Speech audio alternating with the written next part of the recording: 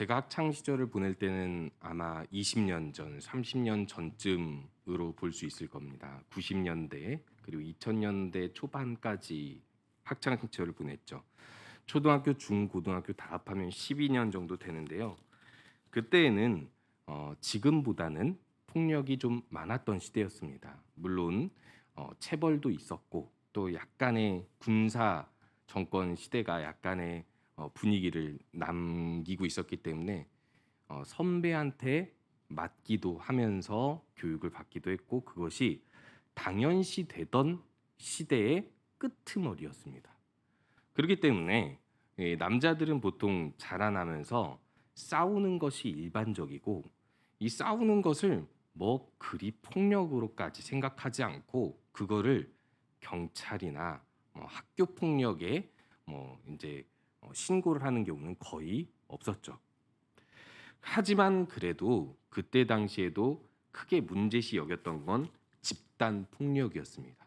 이것은 큰 범죄였고 그 당시에도 그것을 예방하려는 여러 가지 차원의 법들이 많았죠. 근데 제가 하려는 이야기는 우리 남자들의 세계에서는 그 학창 시절에 종종 1대1로 몸싸움을 하는 경우가 많았다는 것입니다. 아무래도 이 힘으로 싸움을 해서 몸싸움을 해서 서로의 자존심을 지키려는 것들도 많았고 폭력이 조금은 당연했던 지금보다는 당연했던 시대이기 때문에 말이 안 통하면 주먹부터 나가는 습관을 가진 아이들 그런 어떤 시대 그런 어떤 풍류 속에서 어렸을 때도 남자들은 남자들끼리 말로 잘 해결이 안 되면 그냥 폭력을 썼습니다. 그때 자주 폭력을 쓰기 전에 하던 말이 무엇인지 아십니까? 99%의 남자들이 싸울 때 하는 욕 혹은 위협적인 말입니다. 죽여버린답니다. 죽여버린다라고 99% 아이들이 화가 나면 폭력을 쓰기 전에 하는 말인데요. 놀랍게도 제가 12년 동안 학창 시절을 보내면서 죽은 사람을 못 봤습니다. 100건이 넘는 폭력 사건을 보면서 죽여버린다라는 말을 그렇게 많이 쓰는데 실제로 죽은 사람이 없다는 건 너무 놀라운 일이죠. 그런데 이 죽여버린다라는 말보다 더 강력한 말을 쓰는 친구가 있습니다. 그 말은 죽여봐입니다. 보통 싸움을 잘하는 친구들은 죽여버린다 하고 죽이지는 않지만 싸움에서 이깁니다. 혹은 죽여버린다라고 위협하는 친구를 상대해서 주먹으로 눌러버립니다. 이제 제가 앞에서 이야기했던 그 폭력의 시대라는 게 약간 좀 그런 배경이죠. 폭력으로 해결했던 시대라는 거죠. 근데 또 우리들이 생각했을 때 그때는 약간 좀 창피하지만 지금 생각해 보면 말로 이길 수 있는 방법이 뭐였냐면 죽여봐죠. 못 죽이니까. 결과적으로 주먹으로는 폭력으로는 졌을지 몰라도 말로는 이긴 거예요. 죽여버린다? 죽여봐. 근데 못 죽였어요. 그러니까 죽여봐 한 사람이 이긴 거죠. 제가 이 말씀을 드리는 이 예를 드는 이유가 있습니다. 이 사실 죽여버리고 싶어도 못 죽일 만한 상황이란 것이 있습니다. 하지만 왜 죽여버린다라는 말을 쓸까요? 폭력을 쓰기 전에 폭력보다 더 강력하게 말로 그 상대방의 의지를 꺾어버리려고 하는 겁니다. 그게 진정한 승리거든요. 사실 누구라도 싸우는 것은 싫을 겁니다. 치고 받고 해야 되니까요. 그렇기 때문에 먼저 죽여버린다 그랬을 때 미안해. 이걸 원했던 거죠. 의지를 꺾어버리는 걸 원했기 때문에 사람들은 그렇게 그 당시에는 완력을 다퉜던 것 같습니다. 마찬가지입니다. 오늘 말씀에서도 죽여버린다 하는 사람이 등장하죠. 이세벨입니다. 이세벨이 아합의 이야기를 듣고 이 모든 앞에서 갈멜산 사건의 전말을 들은 다음에 엘리야를 찾아서 사신을 보내어 말을 합니다. 내일 이맘때에 너는 널 죽여버리겠다. 근데 참 이상하죠. 사신을 보내서 내일 이맘때에 죽여버린다라고 이야기할 거면 사신을 보낼 바에 암살자를 보내서 죽여버리면 되잖아요. 그리고 충분히 이세벨은 그런 능력과 그만한 인격을 가진 사람이었습니다. 충분히 엘리야를 죽일 수 있음에도 불구하고 죽이지 못했던 이유가 무엇일까요? 여러 가지 이유가 있겠지만은 근본적으로는 하나님이 엘리야의 생명을 지키신다는 것을 이세벨도 모르지 않았다라고 볼 수 있고요. 두 번째로는 이미 전세가 이스라엘 사람들이 하나님의 역사를 갈멜산에서 지켜봤기 때문에 지금 여기서 아무리 왕과 왕비의 힘이 강력하다 하더라도 섣불리 어제 유명했던 그 선지자를 죽이는 것이 정치적으로 도움이 되지 못한다는 것을 알았겠죠. 그래서 먼저 쓰는 수가 뭐냐면 그 의지를 꺾어버리기 위해서 엘리야에게 항복을 받아내기 위해서 혹은 죽이지 않아도 엘리야 스스로 사라져버리게 만들 수 있는 방법. 내일 이맘때 널 죽여버리겠다. 이것이 나의 승리다라는 표현을 이세벨이 하고 있는 것입니다. 그러면 엘리야는 이 말에 꺾였을까요? 안 꺾였을까요? 참 재밌게도 오늘 이 엘리야는 이전의 사건들을 보면 상당히 담대했습니다. 3년 6개월 동안 가뭄이 있었고 그 가뭄 앞에서 흉한 예언을 했고 아합이 이스라엘을 괴롭게 하는 자여라고 이야기해도 이스라엘을 괴롭게 하는 자는 너다라고 할 정도로 담대한 사람이었고 갈멜산에서 여러 바알과 아세라 선지자들 앞에서 그리고 이스라엘 백성과 아합 왕 앞에서 대결을 할 정도로 담대한 사람이었습니다. 물론 3년 6개월 동안 도망은 했지만 사명은 놓지 않고 도망했었던 사람이죠. 사실상 그는 사명을 위해 도망한 거였지 목숨이 아까워 도망한 사람은 아니었던 것입니다. 그런데 오늘 말씀에서 이렇게 지금 엘리야의 상황을 이야기하고 있습니다. 19장 3절에 보면 그가 이 형편을 보고 일어나 자기의 생명을 위하여 도망하여라고 이야기하고 있는 것이죠. 왜 엘리야는 이때 도망하였을까요? 정말 생명의 위협을 느껴서 무서워서 도망했을까요? 우리가 이 모든 이야기 문맥을 살펴보았을 때 엘리야가 하나님의 손에 죽기를 간구한 것을 보면 엘리야가 단순히 목숨이 아깝고 목숨이 두려워서 도망한 것만은 아닙니다. 여기서 자기의 생명을 위하여 도망하였다라고 표현하지만 단순히 두려움, 생명을 잃을까 봐 하는 두려움 때문만은 아니었을 것으로 보여집니다. 그렇다면 엘리야가 여기서 이 말을 듣고 실제로 도망하고 그리고 자신의 가야 할 길을 잠시 중단하는 모습을 보이는 이유는 무엇이었을까요? 오늘 이 3절에서 이렇게 나타나고 있습니다. 도망하여 엘리야가 가는 곳이 유다의 브엘세바입니다. 북이스라엘과 남유다가 분단 시절을 겪고 있었고 그때 남유다의 최남단으로 엘리야는 피신하고 있죠. 그렇다는 건 가장 안전한 곳으로 피신하였다는 것이고 거기에 자기의 사환을 두고 혼자 떠납니다. 이것은 무엇을 의미하는 것일까요? 엘리야는 사명을 안고 했었던 가뭄 시절에는 그렇게 했었기 때문에 함께 사명을 품은 자들과 함께 있곤 했습니다. 특별히 사르밧 과부와도 같이 우거했었던 적이 있었죠. 그런데 굳이 사환과 헤어질 필요가 없지 않겠습니까? 근데 사환은 유다 브엘세바에 두고 자신은 또 다른 길로 간다라는 것은 우리는 두 가지로 추측해 볼 수 있죠. 엘리야가 더 이상 사명의 길을 가지 않으려 하는가? 아니면 사명을 잠시 중단하고 재충전의 길을 떠나기 위해서 홀로 있기 위해서 헤어지려고 하는가? 이 두 가지로 추측을 볼 수 있습니다. 그런데 그 다음 이야기가 이렇게 전개가 됩니다. 4절에 보니까 자기 자신은 광야로 들어가 하룻길쯤 가서 한 로된 나무 아래에 앉아서 하나님께 기도합니다. 뭐라고 기도하냐면 죽기를 구합니다. 죽기를 원하여 이르되 여호와여 넉넉하오니 지금 내 생명을 거두시옵소서. 나는 내 조상들보다 낫지 못하니이다 하고라고 이야기하고 있죠. 우리가 잘 알다시피 이 엘리야의 이 기도는 합당한 것입니까? 합당하지 않은 것입니까? 합당하지 않은 것입니다. 엘리야가 실제로 이 광야길로 나간 이유가 도망을 위해서였는지, 하나님과 독대하기 위해서였는지, 호렙산으로 가기 위해서였는지, 방황의 길이었는지는 아직까지는 명확하게 이야기하진 않아도 명확한 건 지금 광야에서 하루길 정도밖에 가지 않고 벌써 지쳐 롯된 나무 아래에 앉아서 죽기를 구한다라는 것입니다. 그리고 이렇게 말하죠. 넉넉합니다.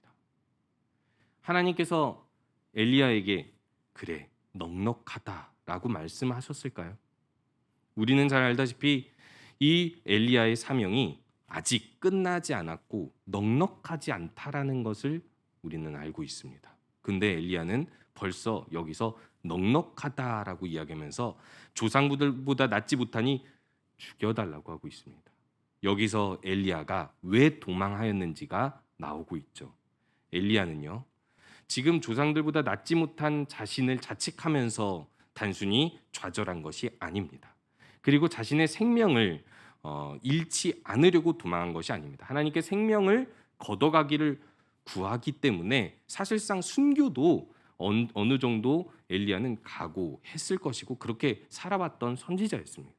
그런데 지금 엘리야가 좌절하고 있는 이유는 조상들만큼 혹은 조상들보다 더 최선을 다해서 주님을 향한 사명의 길을 갔고 3년 6개월의 가뭄을 견뎠는데 그 많은 핍박과 모욕을 이기고 갈멜산 전투에서 대승리를 거두었는데 그 위대한 역사에도 불구하고 형편이 어떻게 돌아갑니까? 똑같이 아니면 그보다 더 악한 상황으로 다시 이세벨이 정권을 잡아서 자신을 죽일 것이라 위협하는 상황이 되어버리는 겁니다. 이스라엘이 꽤 많은 숫자가 기대와 다르게 회심했음에도 불구하고 바알과 아세라 선지자들이 꽤 많은 숫자가 죽었음에도 불구하고 지금 이 상황이 돌아가는 걸 보았을 때 엘리야는 하나님 더 이상 결과가 좋지 못하니 이보다 더 큰 일을 해서 더 큰 결과를 제가 얻겠습니까? 넉넉합니다. 그냥 이쯤에서 내 인생, 내 사명 끝내주세요라고 요청하고 있는 겁니다. 엘리야가 도망한 이유는 더 이상 사명의 길을 가지 못할 정도로 좌절했기 때문입니다. 그러면서 로뎀 나무 아래에서 쉬고 있는 엘리야의 모습은 어떠합니까?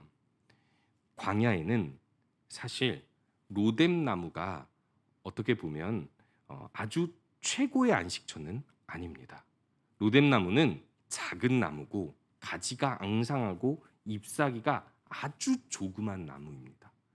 좋은 그늘이 아닙니다. 하지만 이 광야에 나무가 많지 아니하여 길을 가다가 조금이라도 안식을 취하고 싶을 때 이 앙상한 가지의 작은 나무에 조금의 그늘이라도 피하는 이 모습, 이것은 광야에서 길을 가는 나그네의 비참한 모습을 이야기하고 있습니다. 온전한 휴식이 되지 못하는 그 나무 아래에서 휴식을 울며 겨자 먹기로 취하고 있는 모습을 보여주고 있는 것이죠. 여러분, 비 오는 날 가장 비참해 보이는 사람이 어떤 사람인 줄 아십니까? 비 맞고 뛰어가는 사람, 비 맞고 걸어가는 사람, 신문지를 뒤집어 쓰고 뛰어가는 사람, 자기 옷으로 비를 맞고 뛰어가는 사람 아닙니다. 고장난 우산 쓰고 가는 사람입니다. 그게 비를 완전히 막아주지 못하는데 막아줄 것처럼 이 앙상한 가지만 남은 우산을 쓰고 가는 사람은 비를 맞으면서 우산을 쓰고 있다. 이 모습 자체가 얼마나 비참해 보입니까? 엘리야는 자신의 처지가 그러하다라는 것을 이 장면, 이 장소를 통해서 더욱 표현하면서 이제 이 정도면 이 정도의 고난이면 충분합니다. 이쯤에서 끝내달라고 이야기하는 것입니다. 그러면 우리가 앞에서 이야기했던 것처럼 이세벨이 엘리야를 죽이지는 못해도 그 사람의 엘리야의 사명을 죽이려 했었던, 그의 의지를 죽이려 했었던 것에 성공적인 것입니까? 성공을 못한 것입니까? 일단 여기까지만의 내용으로 봤을 땐 거의 성공한 거죠. 사탄은 이렇게 세상의 권력, 세력자들, 이 모든 대세를 가진 사람들을 통해서 우리들의 의지를 꺾어 놓습니다. 우리가 사명과 비전을 발견해도 그것을 쉽게 꺾을 수 있는 길을 너무 잘 알고 있습니다. 그렇기 때문에 사실상 이 장면을 통해서 우리가 한 가지 깨달아야 할 것은, 아무도 우리를 해하지 못하고 막을 수 없음에도 불구하고 우리들은 자진해서 좌절하고 낙심하고 결과 때문에 우리의 비전과 힘이 꺾인다라는 것입니다. 물론 우리가 사명과 비전이 있어도 그게 당장 그 길을 갈 수 없을 때가 있습니다. 선교사들이 많이 겪는 일들이죠. 가고자 하는 나라에 입국 허가를 받지 못하기도 하고, 배가 난파되기도 하고, 갑자기 어떤 병을 얻기도 하고, 그 밖에 여러 가지 핍박의 상황들로 인하여서 길이 막히는 것은 사실 선교사들에게는 너무나도 비일비재하게 일어나는 일들입니다. 그러나 우리들이 교회에서 주님의 일들을 감당할 때, 혹은 가정에서 하나님 나라의 일들을 이루어 가려고 할 때, 우리가 함께 주님께서 주신 비전을 품고 1년, 10년을 기도하며 복음을 전하려고 할 때 우리의 길이 막힌 적이 없습니까? 있습니다. 그때 우리들은 어떤 생각을 하게 됩니까? 여기까지인가 보다. 이 엘리야처럼 죽기를 구하는 정도는 아니어도 그냥 여기 정도로 내 비전과 사명을 여기 정도로 잠시 중단하거나 멈춰야 되겠다라고 생각하는 경우가 많죠. 그러나 하나님께서는 여기서 멈추시지 않으십니다. 그렇기 때문에 엘리야는 그 다음 길을 갈 수 있습니다. 이제부터 하나님께서 일하시기 시작합니다. 그 피난처가 되지 못하는 로뎀나무 아래에서 넉넉하다고 하는 엘리야에게 하나님께서 천사를 보내시고 이 두 가지 행동을 하십니다. 첫 번째는 어루만지십니다. 두 번째는 먹을 것을 주시고 일어나 먹으라고 하십니다. 여기서 보면 6절에 보니까 본즉 머리맡에 숯불에 구운 떡과 한 병 물이 있다라고 이야기하는데, 떡도 그냥 떡이 아니라 숯불에 구운 떡이죠. 광야에서 취하기 어려운 고급스러운 떡이라고도 할 수 있습니다. 그리고 물 한 병이라고 하는 표현을 보았을 때 이것은 사실 로뎀나무보다 훨씬 더 충분한 안식처를 하나님이 천사를 통해 제공해주고 있다라는 것을, 육적 공급을 주시는 거죠. 그런데 먼저 이 천사가 하는 행동이 있습니다. 천사들이 보통 하나님 말씀만 전하는 줄로만 알았는데 스킨십을 하죠. 어루만지며. 이 어루만지며라는 표현은 하나님께서 사물을 만지시며 그 사물을 변화시킬 때, 혹은 사람에게 하나님께서 영적으로 터치하여 그 영적인 변화를 이루어 가실 때 하는 그런 영적 스킨십인데, 천사가 어루만지고 있다라는 것은 무엇을 이야기하는 것일까요? 사실 우리들은 이맘때쯤이면 엘리야에게 하나님이 책망할 만도 하다라고 생각하지만, 하나님께서는 책망으로 일하고 그 다음 갈 길을 더 높은 수준의 목적을 이야기하기보다 그저 위로하십니다. 그리고 위로와 함께 육적인 공급을 주십니다. 왜일까요? 그 자체가 메시지이기 때문입니다. 육적 공급 자체가 메시지를 담고 있기 때문인 것입니다. 이세벨은 엘리야를 죽이려 했습니다. 생명을 빼앗으려고 했죠. 그리고 엘리야는요, 이세벨과 다르지만 자신도 이제 넉넉하다고 죽기를 간구했습니다. 살려는 의지가 없다는 것이죠. 그런데 하나님께서는 천사를 통해서 살라고 하시는 겁니다. 하루를 더 살라고 이야기하는 것이고, 그 다음을 더 살라고 이야기하는 것입니다. 일어나 먹으라라는 것은 먹기만 해라, 그리고 쉬어라, 이 뜻이 아니지 않습니까? 일어나 먹으라 그러면서 어루만지면서 엘리야에게 갈 길을 가라라는 위로를, 공급을 통해서 해 주시는 것입니다. 그것은 이 엘리야의 행동을 통해서 더 강조되고 있는데요. 엘리야가 이것을 먹고 그 뜻을 깨닫지 못했는지 알고도 다시 좌절했는지 다시 누워버립니다.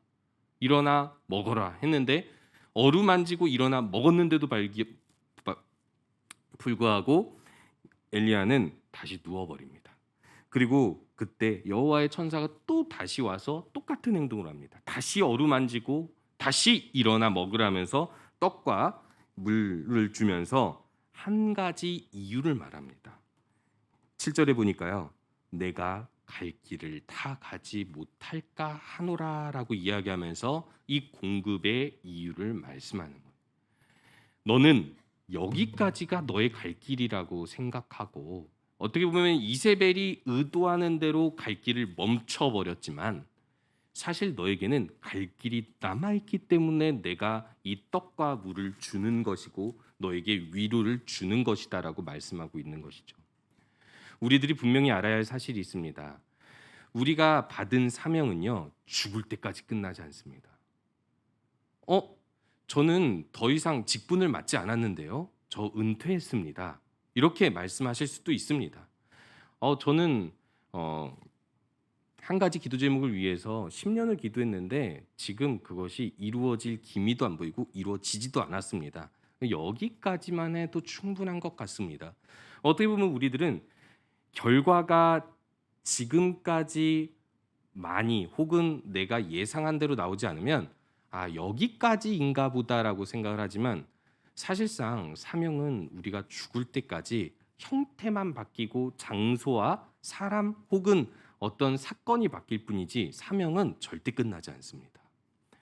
제가 첫 사역지에서 이제 사역을 할 때 여러 가지 이제 일을 맡았었는데 그 중에 하나가 요양원 예배 사역이었습니다. 왜냐하면 그 교회에 요양원 예배 인도를 3곳이 요청이 들어왔는데 말 그대로 담임 목사님과 저 외에는 그 예배를 인도할 사람이 없어서 제가 한 곳을 인도하게 됐습니다. 근데 저는 그때 내심 너무 싫었어요. 왜 싫었냐면 어렸을 때부터 할아버지 할머니 외할아버지 외할머니를 거의 대해본 적이 없고 어르신들을 대접해 보거나 대화하고 친밀하게 지내본 적이 없거든요. 그때까지만 해도.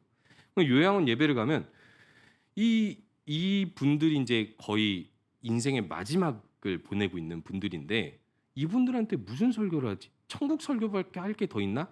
초보 사역자로서 할 수 있는 생각이죠. 그래서 저는요 거기 가서 성경을 이 66권을 막 다 찾아서 다양한 말씀을 전해줄 수가 없다고 생각을 한 거예요. 제가 제한해서. 이분들에게는 천국 소망밖에는 부활의 소망밖에는 뭐 전할 게 없지. 그냥 그것만 하자 하고 한 달을 그렇게 전했는데 어느 날 담임 목사님이 이제 예배 인도하는 그 요양원에 딱 가서 그곳에서의 설교와 그 예배 현장을 보고 너무나 큰 충격을 받았습니다. 거기가 치매 요양원이었거든요. 치매 요양원. 그러니까 전주에 그러니까 한마디로 기억을 잊어버리는 분들이에요. 그러니까 정상적인 뇌 활동을 하지 않는 사람들이죠. 제가 맡은 요양원보다 더 열악하다라는 겁니다. 어떻게 보면 설교자로서 가르쳐봤자 양육해봤자 더 많은 결과가 있어 보이지 않거든요. 그런데 제가 간날 뭘 하고 있었냐면 그동안의 헌금을 걷어서 캄보디아 고아원에 보내서 그 고아원 아이들이 어떤 유익을 받았는지를 영상으로 보여주더라고요. 그리고 목사님이 담대하게 이렇게 이야기하더라고요. 우리가 치매로 이 요양원에서 마지막 여생을 보내고 언제 이 세상을 떠날지 모르지만 여기서 누워 있으면서도 1,000원짜리 하나로 헌금해도 주의 일을 할 수 있다고 얘기하더라고요. 저는 너무 충격이었습니다. 이분들이 여기서 사명을 가질 수 있네. 그리고 어느 날은 전도하라고 하더라고요. 저는 그때 너무 충격이었습니다. 어떻게 치매이신 분들한테 이제 살 날이 얼마 남지 진짜 이번 주에 가서 할렐루야 하신 분이 그 다음 주에 없어서 왜 없으시냐고 그러니까 돌아가셨다고 하거든요. 그러니까 그런 분들 앞에다가 이 요양원에서 전도할 사명을 가르친다는 게 저는 이게 상상할 수 없었던 것이었습니다. 근데 사명을 가진 사람이라면 얼마든지 주님의 일을 상상해낼 수 있고 해낼 수 있습니다. 그거를 제가 사역의 현장 가운데서 계속해서 목도해 왔습니다. 그러면서 깨닫게 된 것이죠. 우리의 사명은 어떤 상황에도 끝나지 않는다라는 거예요. 장소와 형태와 그 어떤 사역의 현장과 직분이 바뀔 뿐인 거예요. 심지어 은퇴에도 우린 사명이 있다라는 거예요. 어떻게 보면 이 코로나가 한층 꺾이고 지나가는 이 시점에서 우리들은 일어나야 할 때입니다. 그런데 일어나야 할 이때에 우리가 먼저 돌아봐야 할 것은 우리가 이 엘리야처럼 조금은 꺾여 있지 않은가를 돌아보고 우리가 여전히 남은 사명, 하지 않고 있었던, 중단하고 있었던 사명이 무엇인지를 깨달아야 하는데 무엇을 통하여 깨달아야 하는가?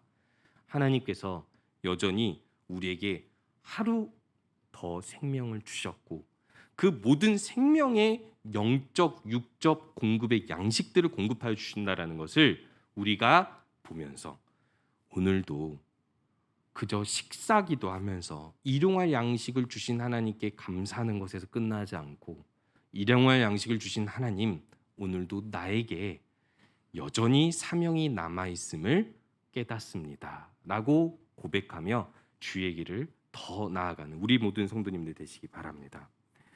마지막으로 이 엘리야의 결단이 8절에서 나오고 있습니다. 이에 일어나 먹고 마시고 이제는 엘리야가 변화된 행동을 보입니다. 그 음식물의 힘을 의지하여 40주 40야를 가서 하나님의 산 호렙에 이르렀다라고 이야기하고 있는데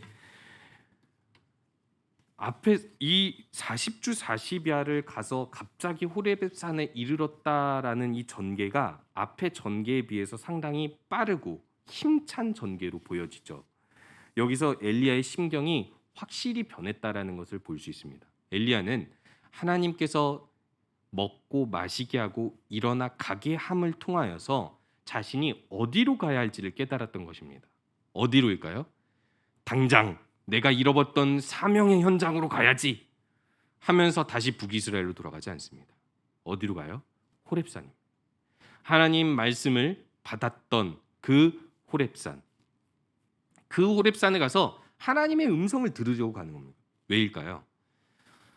지금 상황이 바뀌어 버렸어요. 형편을 보고 도망하였다라고 이야기하지 않습니까? 상황이 바뀐 것을 알아버렸는데 이 상황이 바뀐 가운데에서 어떻게 사역해야 될지를 깨달은 것이 아니라 그걸 깨닫기 전에 내 사명은 끝났다 생각하고 로뎀나무 아래에 서셨잖아요. 그러니까 이제 내가 사명이 남았다라는 것을 엘리야가 이 은혜를 통해서 깨달았을 때 한 일은 그럼 내가 남은 사명이 무엇인지를 들으러 가는 겁니다. 그러기 위해서 호렙산으로 향하여 가고 있다라는 것입니다. 우리가 이것을 주목해 봐야 할 사실입니다. 지금 우리가 일어나기 위해서 필요한 건 당장 무엇을 하는가 이것도 중요합니다. 이전에 하던 것을 다시 하는 것도 중요하지만 먼저 우리가 일어나 힘써야 할 것은 무엇이냐면 호렙산으로 가는 겁니다. 하나님의 음성을 듣고 주님께서 내게 남기신 사명이 무엇인지를 깨닫기 위해 나아가는 것입니다. 영적 공급의 현장으로 나아가는 것인데 여기가 인상적이죠. 40주 40야를 갔대요. 왜 인상적일까요? 이 앞에서 엘리야가 광야 하룻길 가고 로뎀나무 아래에서 지치거든요. 근데 음식물 2번 먹고 40일 밤낮을 갔다. 진짜 금식을 한 건지 도중에 또 뭘 먹었는지는 정확히 나오진 않아도 성경이 강조하고 있는 바는 이 하나님의 공급하심으로 말미암아 40일을 힘차게 영적으로나 육적으로나 힘차게 하나님의 음성을 듣기 위해 나갔다라고 이야기하고 있습니다. 40일이 긴 시간입니까? 짧은 시간입니까? 짧은 시간일 수도 있고 긴 시간일 수도 있습니다. 그런데 중요한 건 이것이 의미하는 바는 이스라엘이 모세가 계시를 받고 내려오기까지 그 40일을 못 견뎌서 금송아지를 만들었죠. 광야에서는 그 40일이 길다라는 것을 이야기하고 있고 또 이 40일이라는 사실은 하나님의 말씀을 받기에 충분한 시간이라는 것을 이야기하기도 합니다. 또 다른 의미에서 보면 40일을 정탐하여 실패했을 때 하나님께서 그 40일을 1년으로 쳐서 40년 광야 생활을 주셨기 때문에 이 40일이라는 것은 하나님의 말씀대로 다시 일어나기 위해서 40일의 여정을 훈련의 시간으로 여기고 갈 수 있는 결단의 시간이라는 것을 알려주고 있는 것이죠. 사실 우리들은 하나님의 음성, 사명, 그 비전을 깨달을 때 우리들은 이렇게 생각합니다. 기도원 한 2박 3일 갔다 오고 3일 금식하고 깨닫고 와야지.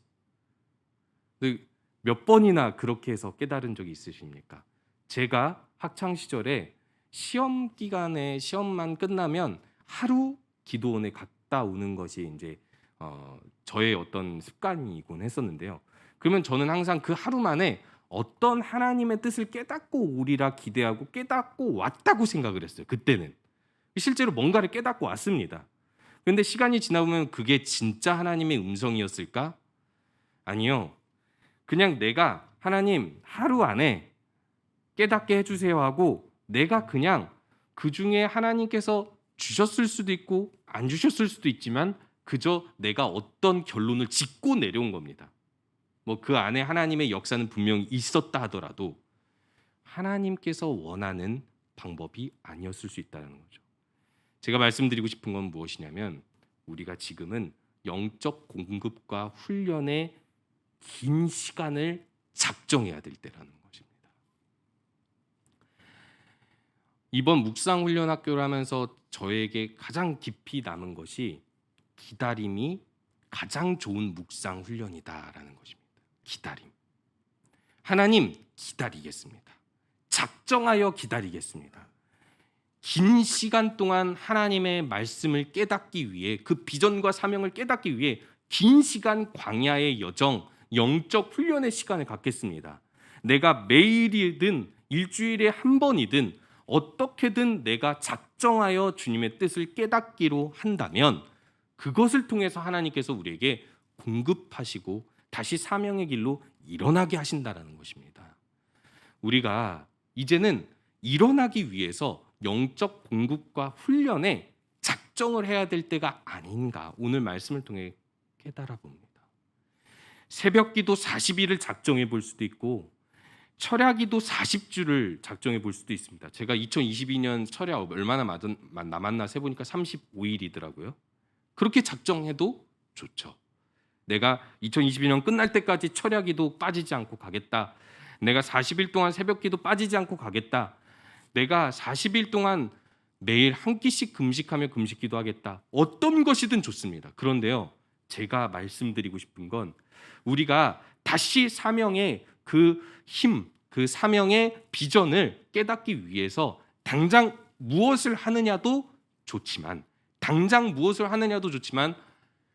우리가 긴 기다림의 시간을 통해 영적 훈련과 공급의 시간을 작정해야 될 때는 아닌가 돌아봐야 된다는 것입니다. 사실 우리가 이런 거 한 번쯤은 해보지 않았습니까? 그런데 이제 지금 우리가 만약 다시 예전의 그 작정 어떤 신앙 훈련을 한 적이 있다면 그걸 지금 다시 해야 할 때가 아닌가 돌아보시고 더 주님께서 주시는 그 음성과 영적인 공급을 받기 위하여 달려나아가는 우리 모든 성도님들 되시기 바랍니다.